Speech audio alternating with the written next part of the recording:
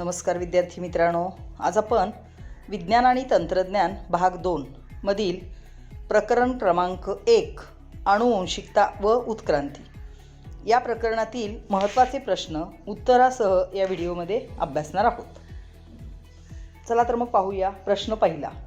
कंसात दिलेल्या पर्यायांपैकी योग्य पर्याय निवडून लिहा. या ठिकाणी कंसामध्ये पर्याय दिलेले आहेत: जणूक, जीवाश्म, क्रो-मॅग्नन, उत्परिवर्तन, रामापिथिकस, स्थानांतरण, निअँडरथॉल मानव, प्रतिलेखन, क्रमविकास, आंत्रपुच्छ आणि बुद्धिमान मानव. यामधील योग्य पर्याय निवडून आपल्याला विधाने पूर्ण करायची आहेत. पहिलं विधान: अचानक घडणाऱ्या बदलांमागील कार्यकारण भाव ह्युगो द रिस यांच्या टिंबटिंब सिद्धांतामुळे लक्षात आला. तर ह्युगो द रिस यांच्या उत्परिवर्तन या सिद्धांतामुळे लक्षात आला. प्रथिनांची निर्मिती टिंबटिंब मार्फत घडून येते हे जॉर्ज बिडल व एडवर्ड टेटम यांनी दाखवून दिले. तर प्रथिनांची निर्मिती जनुकामार्फत घडून येते हे जॉर्ज बिडल व एडवर्ड टेटम यांनी दाखवून दिले. DNA धाग्यावरील माहिती RNA धाग्यावर पाठवण्याच्या प्रक्रियेस टिंबटिंब म्हणतात. तर DNA धाग्यावरील माहिती RNA धाग्यावर पाठवण्याची जी प्रक्रिया आहे त्या प्रक्रियेला प्रतिलेखन असे म्हटले जाते. उत्क्रांती म्हणजेच टिंबटिंब होय. तर उत्क्रांती म्हणजेच काय? क्रमविकास. मानवी शरीरात आढळणारे टिंबटिंब हे उत्क्रांतीचा अवशेषांगात्मक पुरावा होय. तर मानवी शरीरामध्ये आढळणारे आंत्रपुच्छ. आता मानवी शरीरामध्ये आंत्रपुच्छ हे काय आहे? अवशेषांग आहे. त्याचा मानवी शरीरामध्ये काहीही उपयोग नाही. टिंबटिंब याचा अभ्यास हे उत्क्रांतीच्या अभ्यासाचे महत्त्वाचे अंग आहे. तर जीवाश्माचा अभ्यास हे उत्क्रांतीच्या अभ्यासाचे महत्त्वाचे अंग आहे. आफ्रिकेतील टिंबटिंब या मानवसदृश प्राण्याची आपल्याकडे सर्वात पहिली नोंद आहे. तर आफ्रिकेमधील रामापिथिकस या मानवसदृश प्राण्याची आपल्याकडे सर्वात पहिली नोंद झालेली आहे. सुमारे 50,000 वर्षापूर्वी टिंबटिंब मानव अस्तित्वात आला. तर 50,000 वर्षापूर्वी क्रो-मॅग्नन हा मानव अस्तित्वात आला. सुमारे 10,000 वर्षांपूर्वी टिंबटिंब शेती करू लागला. तर 10,000 वर्षांपूर्वी बुद्धिमान मानव शेती करू लागला. टिंबटिंब मानव हा पहिला बुद्धी विकसित झालेला मानव म्हणता येईल. तर निअँडरथॉल हा पहिला मानव आहे ज्याची बुद्धी विकसित झालेली होती. म्हणजेच निअँडरथॉल मानव हा पहिला बुद्धी विकसित झालेला मानव आपल्याला म्हणता येईल. प्रश्न दुसरा. पुढील विधाने सत्य की असत्य ते कारणांसहित लिहा. तर या ठिकाणी आपल्याला कारण लिहायचे आहे. पहिलं विधान आहे: एखादे उपयोगी इंद्रिय नाहीसे होण्यासाठी हजारो वर्षे लागतात. तर हे विधान असत्य आहे. तर हे विधान कसं हवंय? एखादे निरुपयोगी इंद्रिय नाहीसे होण्यासाठी हजारो वर्षे लागतात. उपयोगी इंद्रिये लयास जात नाहीत. त्यांच्या वापराने जीवन सुलभ होत असते. मात्र निरुपयोगी इंद्रिये कालांतराने काय होतात? नष्ट होतात. आता तुम्हाला एवढं सगळं नाही लिहिता आलं तर किमान एवढं लिहिणं तुम्हाला अपेक्षित आहे: एखादे निरुपयोगी इंद्रिय नाहीसे होण्यासाठी हजारो वर्षे लागतात.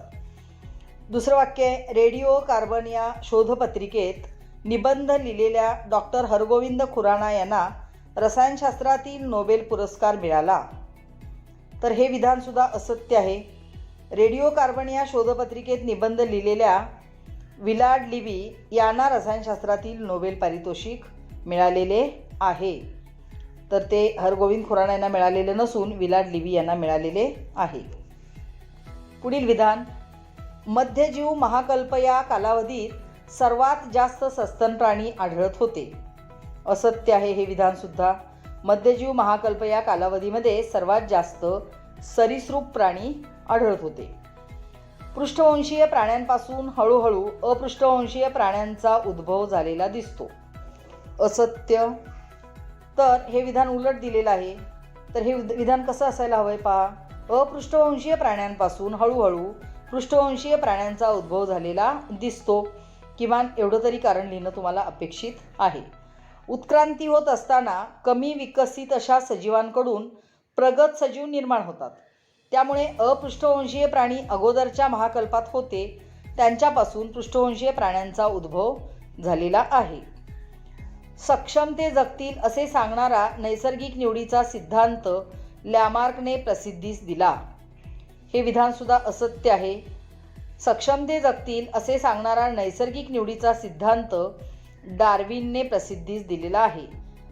तर नैसर्गिक निवडीचा सिद्धांत मांडणारा शास्त्रज्ञ कोण आहे? डार्विन आहे. स्वतःमध्ये घडवून आणलेले बदल नव्या पिढीकडेच दिले जातात. हे विधानसुद्धा असत्य आहे. स्वतःमध्ये घडवून आणलेले बदल नव्या पिढीकडे दिले जात नाहीत. लॅमार्कने मांडलेल्या सिद्धांतानुसार सजीवाच्या जीवनकाळात जे गुण त्याने संपादित केलेले असतात ते संततीकडे संक्रमित करता येतात. परंतु हे खरे नाही. लॅमार्क काय म्हणतो? आपण संपादित केलेले गुण आपण पुढच्या पिढीत संक्रमित करू शकतो, परंतु हे खरं नाही. तर केवळ जनुकात असलेले जे गुणधर्म आहेत तेच नव्या पिढीकडे दिले जातात.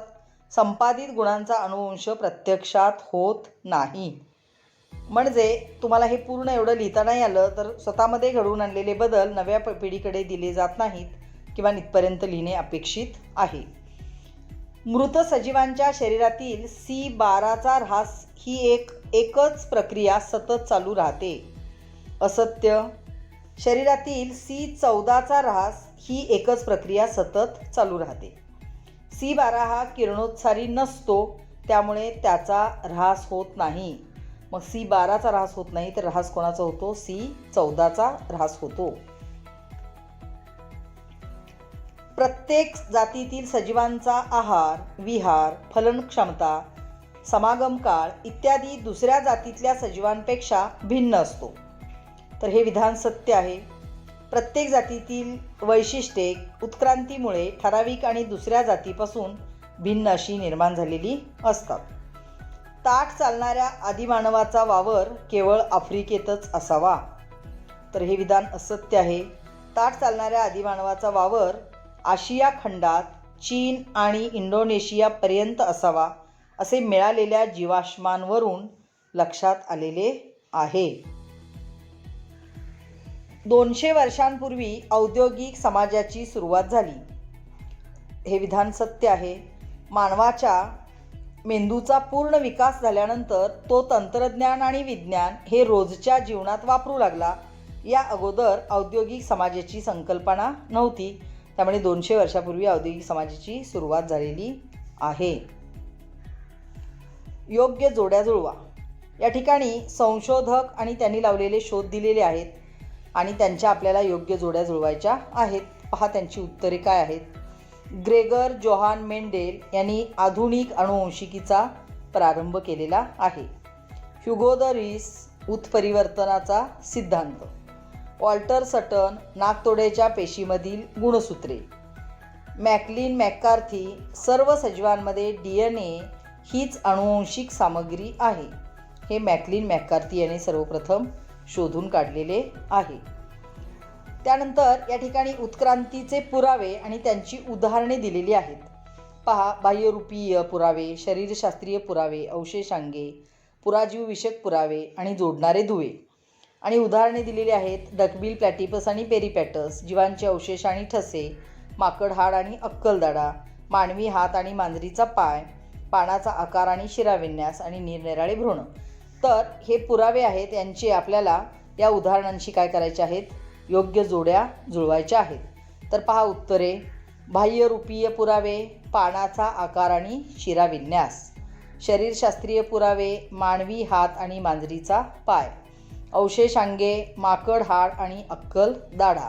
पुराजीव विषयक पुरावे, जीवांचे अवशेष आणि ठसे. जोडणारे दुवे, डकबिल, प्लॅटिपस आणि पेरिपॅटस. पुढील जोड्या जुळवांचा प्रश्न पहा. महत्त्वाचा टप्पा कधी झाला आणि त्याची वर्षे या ठिकाणी दिलेली आहेत. त्यांच्या आपल्याला जोड्या जुळवायच्या आहेत. तर आधुनिक शास्त्रांचा उदय, लिहिण्याच्या कलेचा शोध आणि इतिहासाची सुरुवात, शेतीची सुरुवात आणि संस्कृतीचा विकास, आणि औद्योगिक समाजाची सुरुवात किती वर्षांपूर्वी, आणि त्या ठिकाणी इथं वर्ष दिलेली आहेत. तर कोणत्या वर्षापासून हे टप्पे सुरू झाले याच्या आपल्याला योग्य जोड्या जुळवायच्या आहेत. पहा उत्तरे. आधुनिक शास्त्रांचा उदय हा 400 वर्षांपासून सुरू झालेला आहे. लिहिण्याच्या कलेचा शोध आणि इतिहासाची सुरुवात 5000 वर्षापूर्वी झाली. शेतीची सुरुवात आणि संस्कृतीचा विकास हा 10,000 वर्षापासून झाला आणि औद्योगिक समाजाची सुरुवात मात्र 200 वर्षापासून झालेली आपल्याला पाहायला मिळते. पुढील प्रश्न, वेगळा घटक ओळखा. या ठिकाणी पहिला प्रश्न दिलेला आहे, प्रतिलेखन, भाषांतरण, स्थानांतरण आणि उत्परिवर्तन. यामध्ये वेगळा घटक आहे उत्परिवर्तन. आता हा का वेगळा आहे, तर इतर सर्व प्रथिन संश्लेषणाचे टप्पे आहेत आणि उत्परिवर्तन हा मात्र प्रथिन संश्लेषणाचा टप्पा नाही, म्हणून वेगळा घटक आहे उत्परिवर्तन. दुसरा प्रश्न, डोळ्यांचे स्थान, हाताच्या हाडांचा आकार, नाकपुड्या, कानांची रचना. आता यामध्ये हातांच्या हाडांचा आकार हा वेगळा आहे, कारण इतर सर्व बाह्यरूपिकीय पुरावे आहेत. डोळ्यांचे स्थान किंवा नाकपुड्या, कानांची रचना हे बाह्यरूपीय पुरावे आहेत आणि हाताच्या हाडांचा आकार हा मात्र बाह्यरूपीय पुरावा नाही. ही अंतर्गत रचना आहे, म्हणून तो वेगळा आहे. पुढे शिराविन्यास, बियांचा आकार, पर्णदेठ आणि पानाची रचना. यामध्ये बियांचा आकार हा घटक वेगळा आहे, कारण इतर सर्व बाह्यरूपीय पुरावे आहेत. पुढे मानवी हात, झुरळाचा पंख, मांजरीचा पाय, देवमाशाचा पर. यामध्ये झुरळाचा पंख हा घटक वेगळा आहे, कारण इतर सर्व समजात शारीरिक अवयव आहेत. हे पेरिपेटस या ठिकाणी नाही आहे.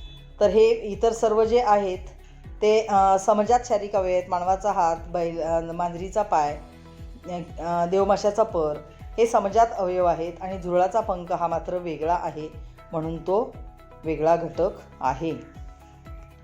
पुढील सहसंबंध ओळखा. mRNA प्रतिलेखन, एक RNA भाषांतरण, पेरिपेटस जोडणारे दुवे, आंत्रपुच्छ हे काय आहे, अवशेषांग आहे. खुली रक्ताभिसरण संस्था संधिपात प्राणी, पातळ उपचर्म व पार्श्वपात ॲनेलिडा, पेरिपेटस ॲनेलिडा व संधिपात प्राणी, लंगफिश, मच्छ आणि उभयचर. नैसर्गिक निवडीचा सिद्धांत चार्ल्स रॉबर्ट डार्विन. मिळवलेल्या बदलांच्या संक्रमणाचा सिद्धांत जीन बाप्टिस्ट लॅमार्क. त्यानंतर 2,50,00,000 वर्षांपूर्वी ड्रायोपिथिकस हा मानव अस्तित्वात आला. तर 1,50,000 वर्षापूर्वी निअँडरथॉल हा मानव अस्तित्वात आलेला आहे. प्रश्न 8, व्याख्या लिहा. आनुवंशिकता, एका पिढीतील जैविक लक्षणे जनुकांद्वारे पुढच्या पिढीत संक्रमित होण्याची प्रक्रिया म्हणजे आनुवंशिकता. पहा, आनुवंशिकता म्हणजे काय, एका पिढीतील जैविक लक्षणे जनुकाद्वारे पुढच्या पिढीत संक्रमित होण्याची प्रक्रिया म्हणजेच आनुवंशिकता.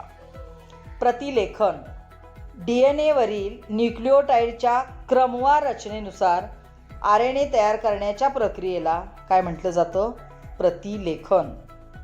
पहा, DNA वरील न्यूक्लिओटाइडच्या क्रमवार रचनेनुसार RNA तयार करण्याची प्रक्रिया म्हणजेच प्रतिलेखन. पुढे जाती, नैसर्गिक फलनाद्वारे फलनक्षम संतती निर्माण करू शकणाऱ्या सजीवांच्या गटास जाती किंवा इंग्लिशमध्ये त्यालाच स्पेसीज असे म्हणतात. पहा, पुन्हा एकदा ऐका. नैसर्गिक फलनाद्वारे फलनक्षम संतती निर्माण करू शकणाऱ्या सजीवांच्या गटास जाती किंवा स्पेसीज असे म्हणतात. भाषांतरण, mRNAवर जसा कोडॉन असतो त्याला पूरक क्रम असलेला अँटीकोडॉन धारण केलेला tRNA प्रथिन संश्लेषण करण्यासाठी रायबोझोममध्ये आणला जाणे या क्रियेला भाषांतरण असे म्हणतात.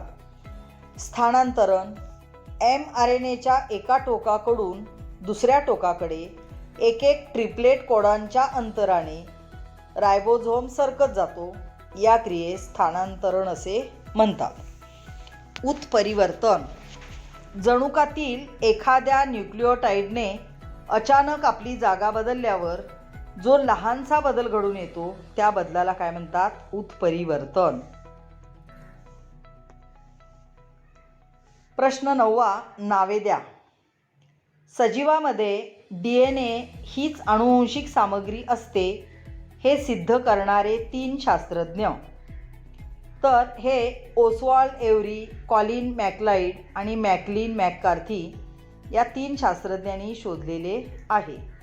उत्परिवर्तनामुळे निर्माण होणारी जनुकीय विकृती सिकल सेल ॲनिमिया. फुफ्फुसांद्वारे श्वसन करणारा मत्स्य लंगफिश. मानवातील अवशेषांगे आंत्रपुच्छ, माकड हाड, कानांचे स्नायू, अंगावरील केस, त्यानंतर अक्कलदाढ. आंत्रपुच्छ, माकड हाड, कानांचे स्नायू, अक्कलदाढ आणि अंगावरील केस ही मानवामधील अवशेषांगे आहेत, म्हणजे याचा मानवाला काहीही उपयोग होत नाही.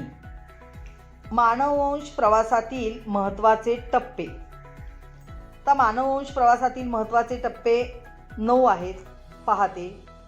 पहिला लेम्यूरसारखे प्राचीन प्राणी. दुसरा इजिप्तोपिथिकस. तिसरा ड्रायोपिथिकस. चौथा रामापिथिकस.